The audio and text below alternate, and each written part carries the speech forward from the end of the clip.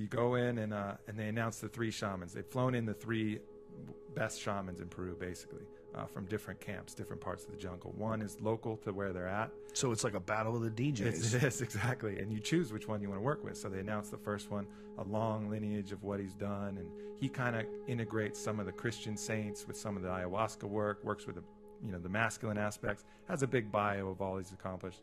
So I was like, all right, whatever, but I'm not really going to be into the, kind of mixing of the Christian ideals. So wait for the second guy. He has his own psychology clinic in the jungle, and he's helped build this hospital and blah, blah, blah. Another big, long thing, and he sings these sweet songs. And then they get to the third guy, and the third guy, they only say, he's the most traditional and the most terrifying. He calls upon the spirit of the dragon. And that's it.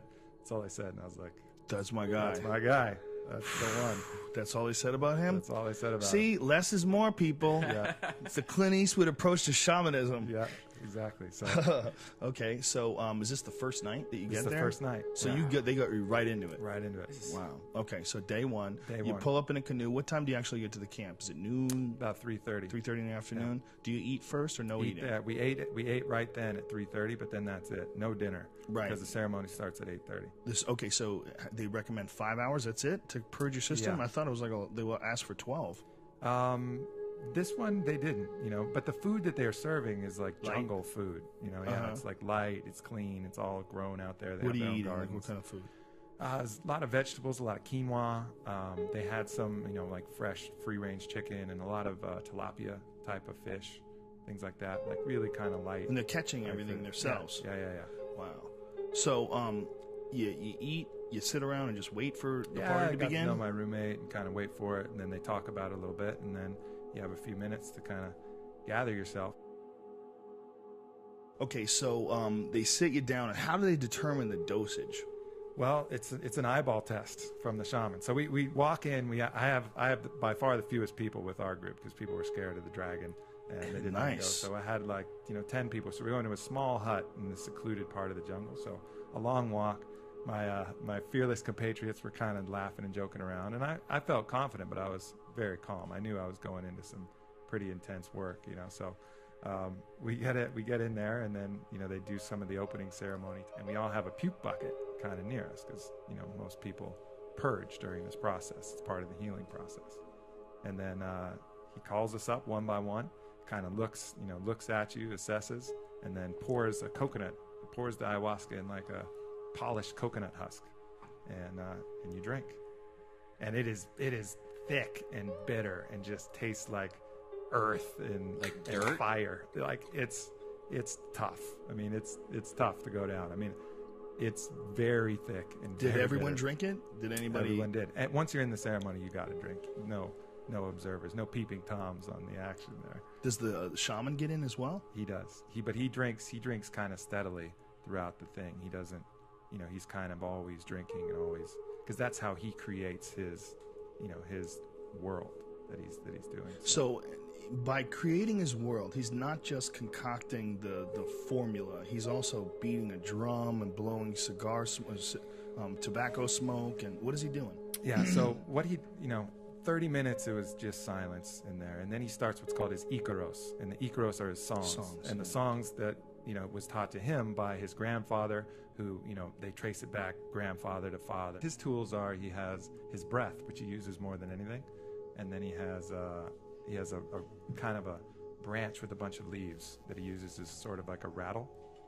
And those are his tools, and his voice and his whistling. So, and he also has some cinnamon sticks, which he chews at the end, but I'll get to that. How long does it take after you drink it? About 45 minutes, you start to feel people rustling. 30 to 45 minutes. It's hard. I mean, it's cave dark. You don't have a perfect perception of time. But 30 to 45 minutes, people start to rustle. It starts to activate. How big is this cave? This hut? Probably 20 foot in diameter. So it's tight quarters for 10 people. So it starts going, and you start to get that energetic activation, same as you do on mushrooms or something, where something's about to happen. Your closed-eyed visuals start to splash with color and light and things like that. Your stomach starts to gurgle a little bit. And then, so that was happening, and he started his Icaros, starts slowly, kind of like it is now, whistling and building. And then, in about an hour, you hear the first person just retch, like, Rah! And it's not like just a gentle bulimic style vomit. This is like years of rot just pouring out of every organ that they have.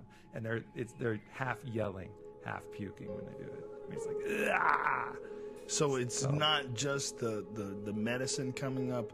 There's like a you feel it, like a sacrifice, or you feel it like squeezing expelling bile and things out of your organs. I didn't puke till the second paradigm shifting session, but it either goes out you vomit, or finds another mode of evacuation. But anyway, so the first people start to purge, right? Okay, and then pretty soon after that, you smell farts. It was it was just chaos erupted in the room. Like all my companions, like one of the ladies just turned into a blithering child, like help me, help me, help me. But another person started pretending that he could sing the Icaros, but it was like a kid that thinks he knows the words to a song.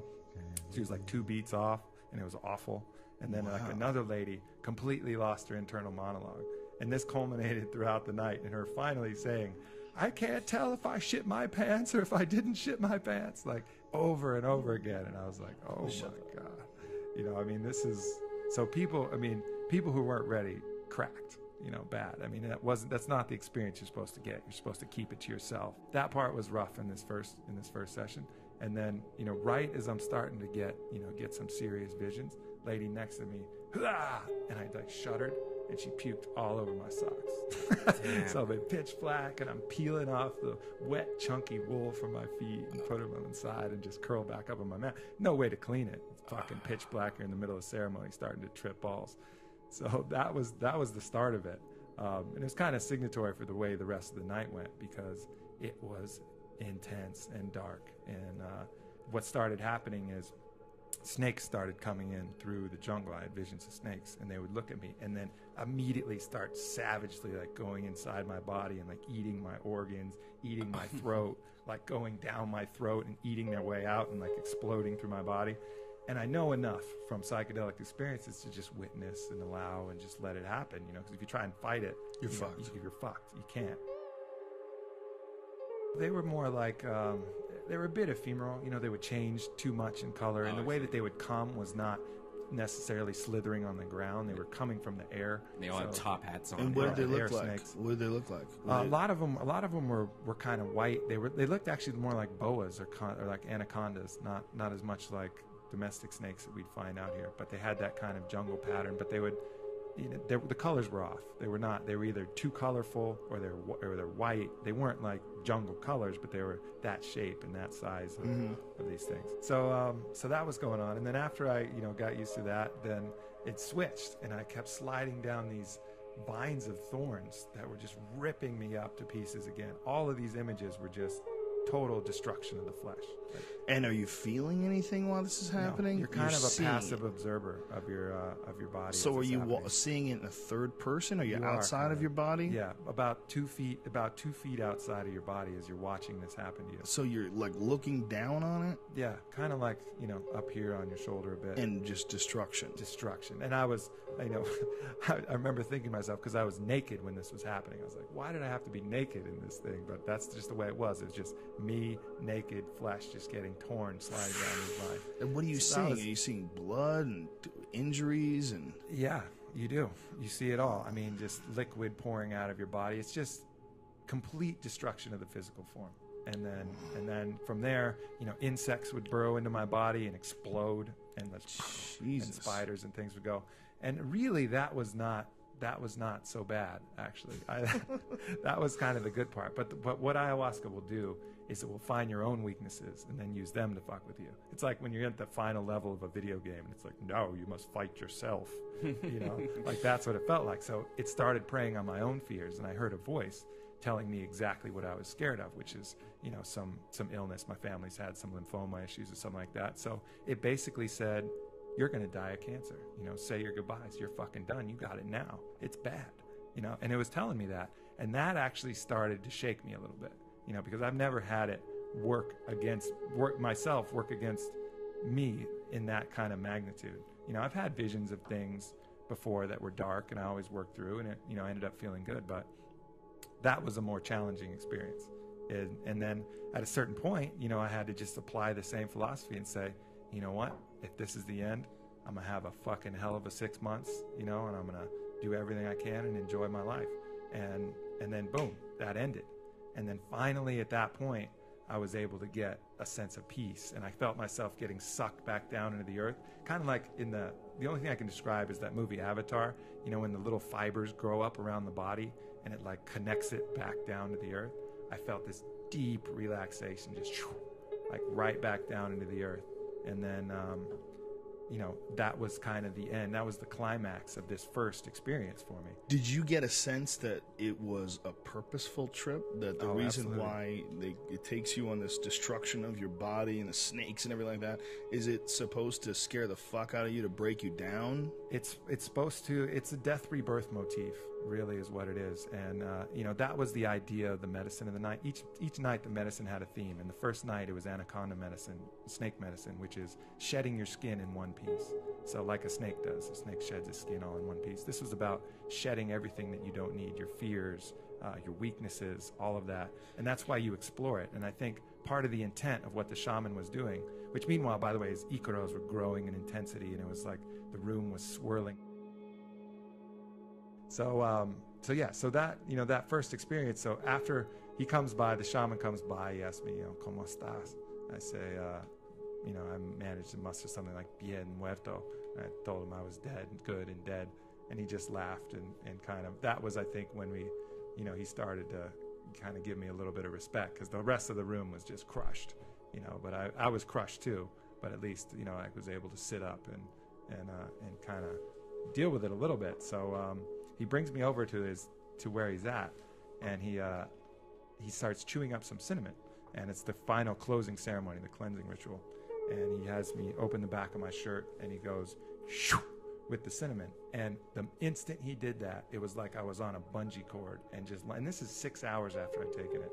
You know, the peak of my trip was completely done, and I just went whoo, straight up and right into this world of just pure energetic vibration that I had no idea how to decode.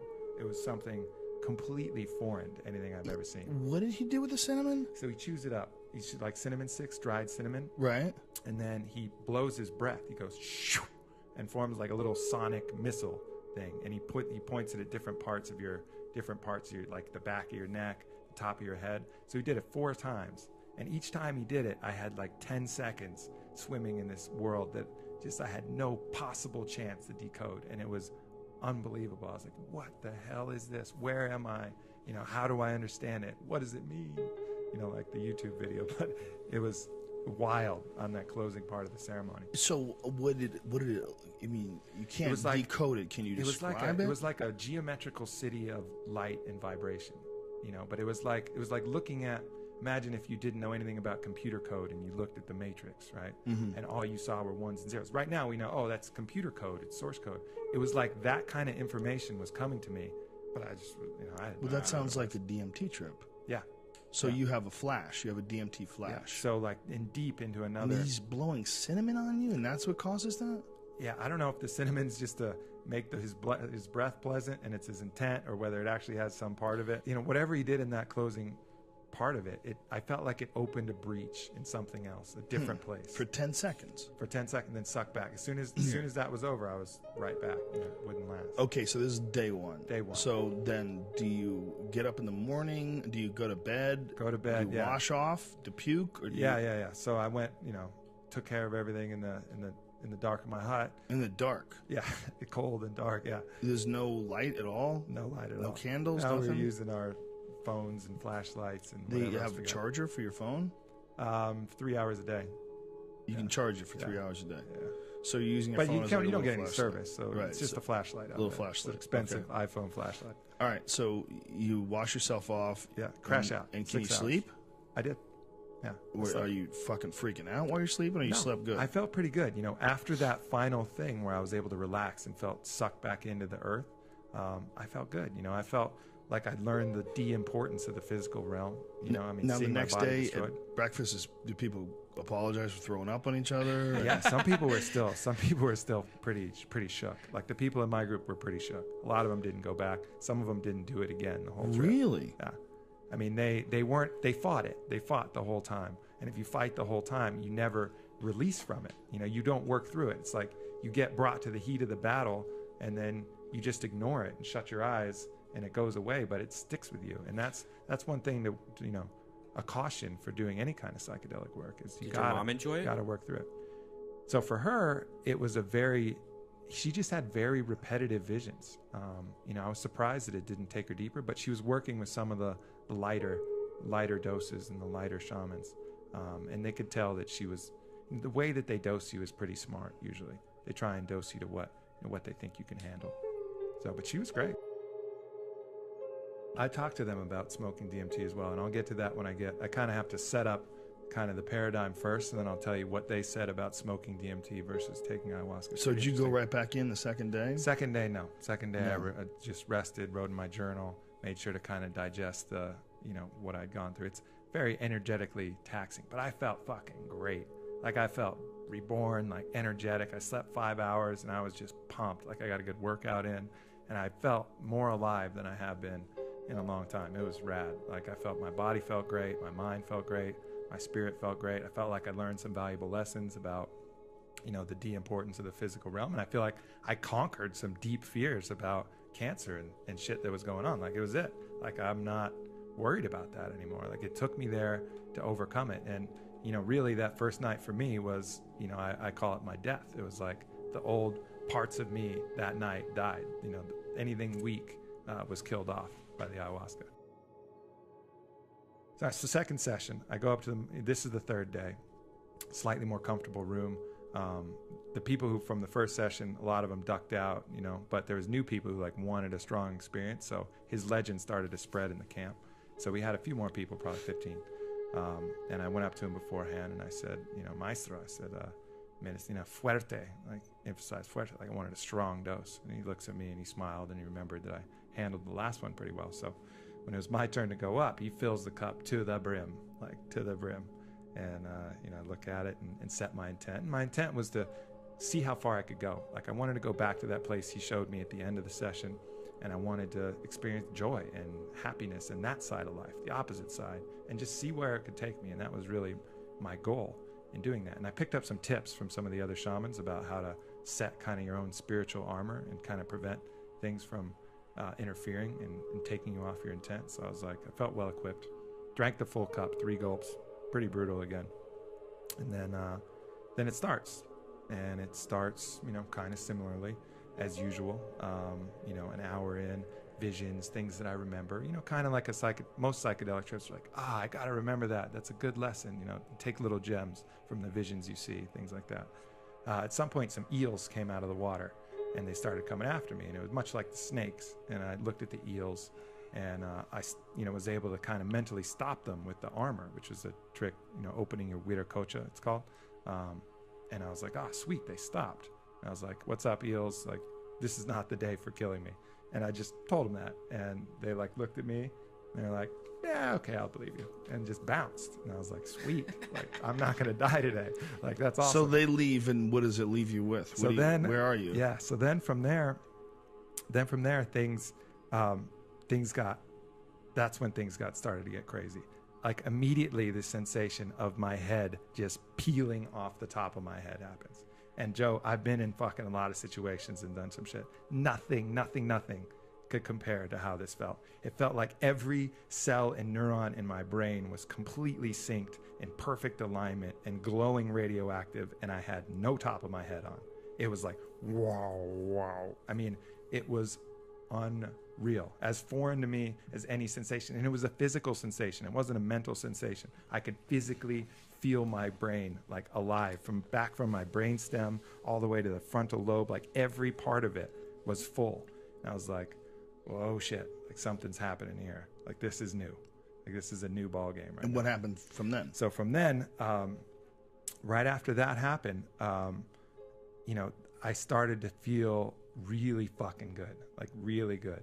And I was looking around the room and people were vomiting and lots of, you know, chaos had started around the room.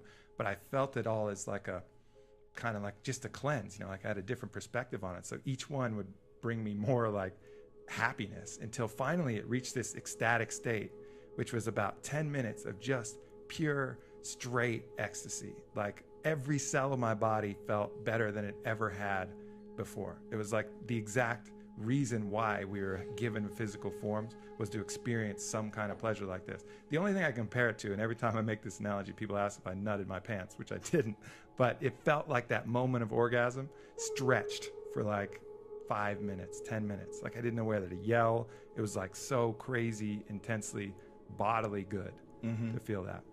And then, you know, so experience that, and that was rad. I was like, you know, that would have been enough right there. But then it just continued to build. And so what happened next is this giant organic flotilla of like snakes and feathers comes, like a giant, kind of like an organic mothership comes, and it hovers over my head. And this is full open-eyed visuals, right?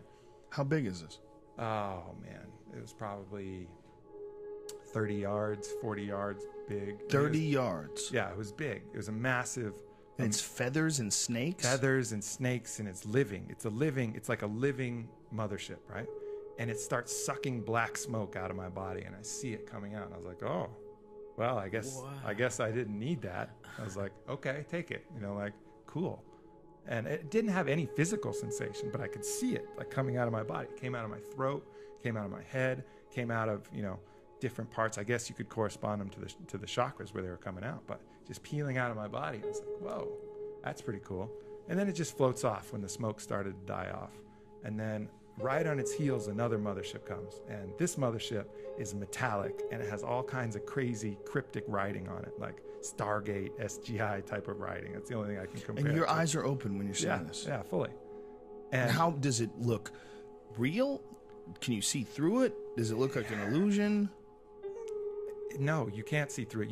I couldn't see anything else, really, honestly. It was black around it. My memory of it is that I could just see that, and that was it. I think if I tried to like focus back on, you know, my own reality, I could see some shit in the room, but then that's all I could see. It was black, and it was a ship, and that was the only thing I was focused on. So it looked like an alien spacecraft. Independence Day style. Fully, yeah, exactly. Yeah, no, very much like that. Very much like this ship. Not quite that big. And there's writing on it?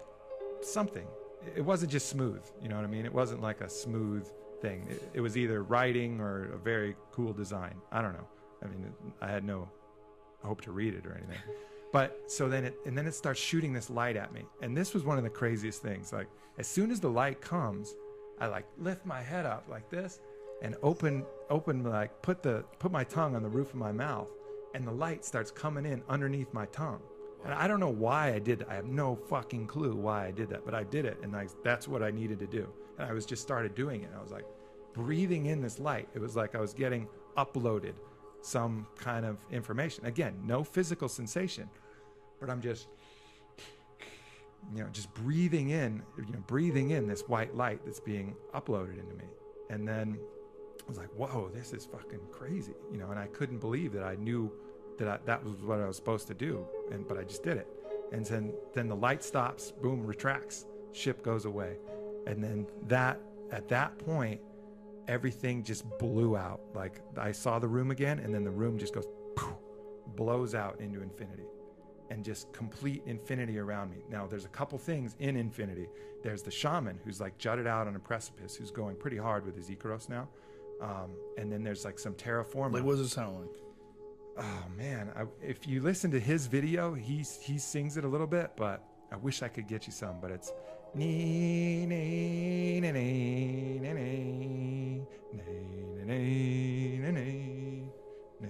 Are there words, or is it just noises? No, sometimes there is. Some it's like ayahuasca. You know, sometimes they'll sing some things like that. So that's kind of a flavor. Obviously, I have a terrible voice. He didn't have a great voice either, but it was powerful. You know what I mean? It's not like he was a singer. Right. It was just coming out, and he was shaking his leaves. But he's jutted up on this precipice, and that was at 3:00 in my line of vision.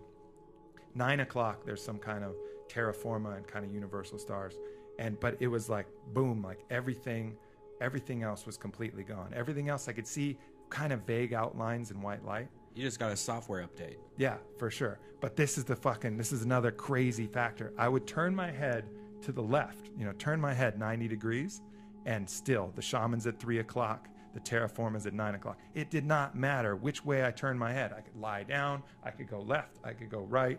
didn't matter. My vision was stuck in the same spot. It's like any movements I made in the third dimension had absolutely no impact of what I was seeing in the eighth dimension. Like, I guess if I wanted to look around in that dimension. Why is it the eighth dimension? All right, so I'll get to that. Sorry about that. But that was what I encountered. That's the paradigm they used at the end of it. They call where I was at that point the eighth dimension.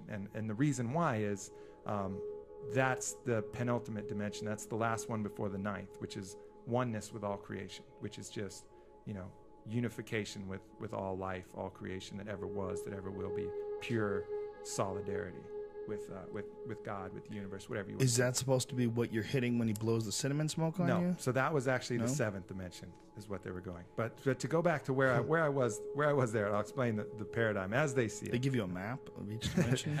They do afterwards. Tourist guide? Afterwards. So at that point, no visions were coming. Nothing was happening to me at all. And I was completely lucid. So I was like, all right, what can I do? And I was thinking like, well, what would I want to do? I was like, well, I got a friend who got in a car wreck. I was like, I wonder how he's doing. And he's in Atlanta. And so I was like, I wonder how he's doing. Boom, I see him. And he's in like a bar or a restaurant. And I'm like, oh, snap. Like, he just came immediately. I didn't have to travel. Like, I could see him right there. And he's laughing, talking with friends. I was like, well, it looks like he's okay, but I wonder if he really is. And I was able to like look in his body. And I see this like bad energetic something, like this black part of it in his rib cage.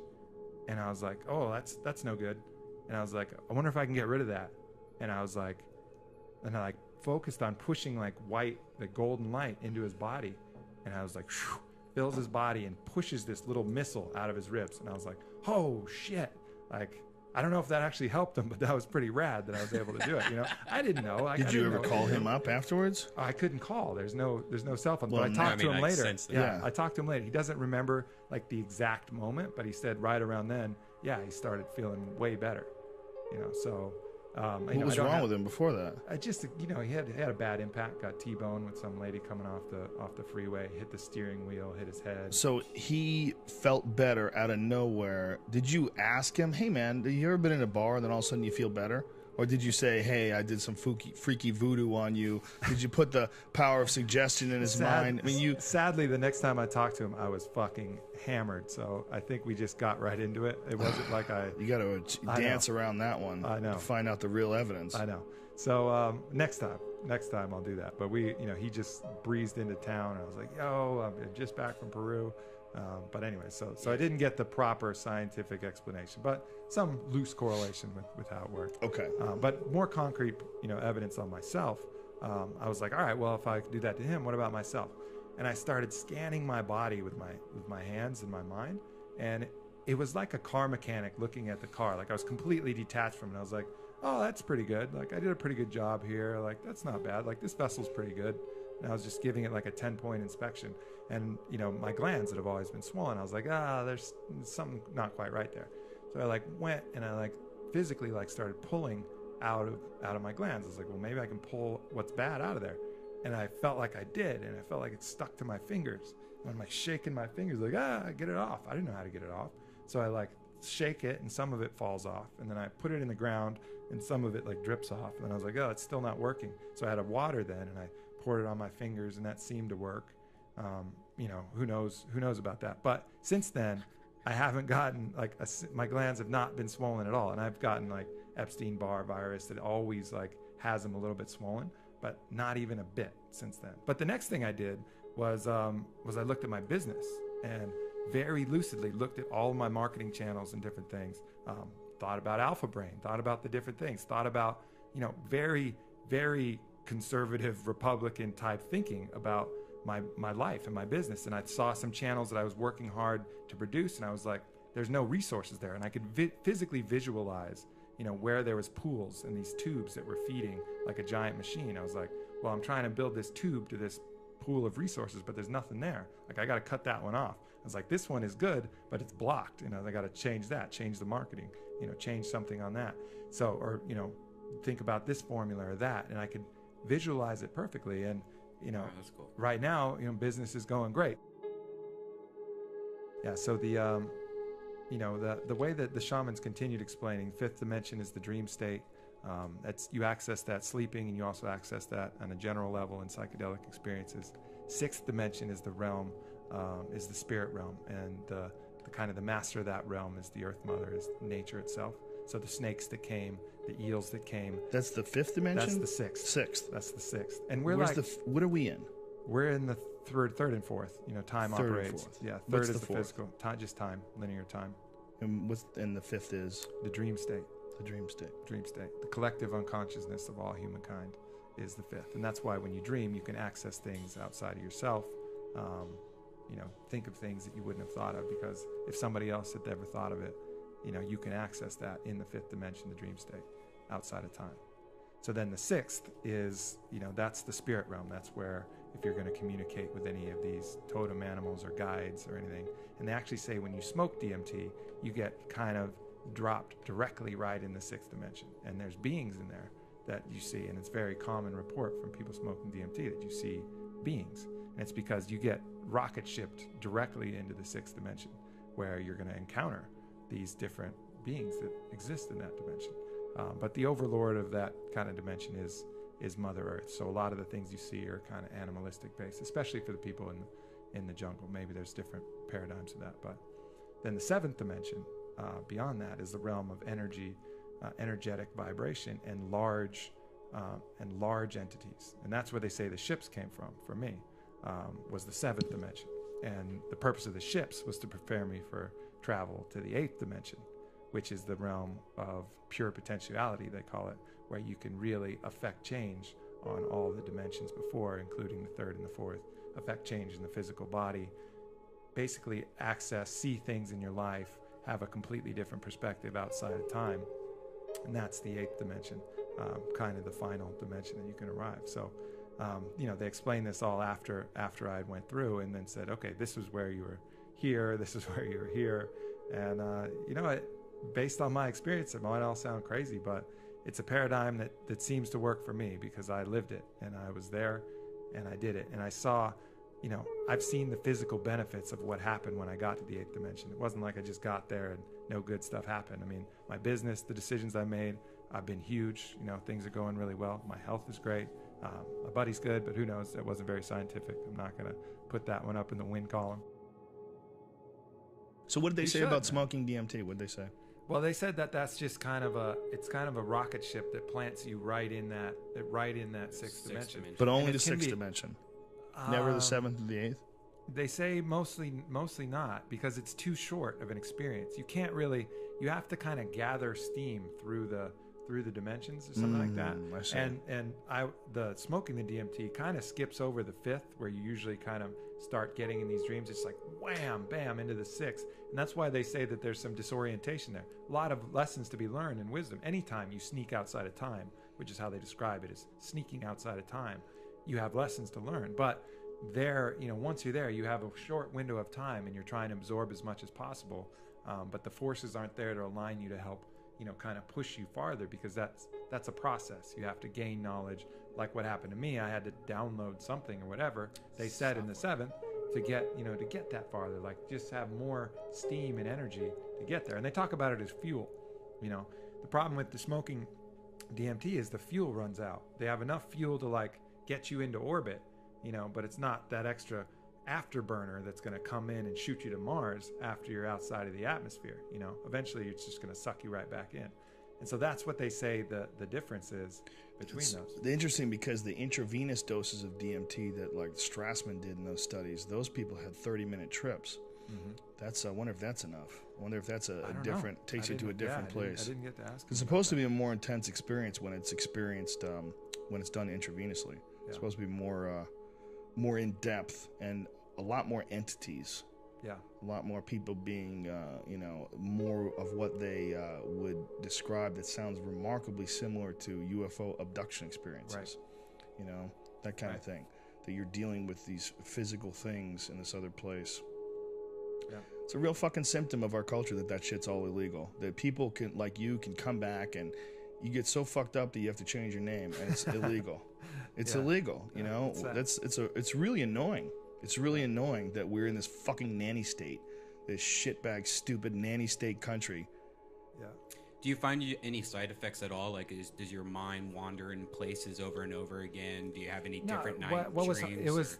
Some of the challenges were just reintegrating, you know, and a lot of that's just you get to this different world and experience different things, but you leave your life on the treadmill running full speed, you know, and I tried to hop right back the fuck on, and I got, you know, tripped up and slammed against the back wall, you know, to use that analogy. Like, it's hard to get back, you know, and hard to find kind of the balance of integrating what you found out there or not. But do you feel like the world doesn't seem the same when you came back? Do you feel anything's changed in the world?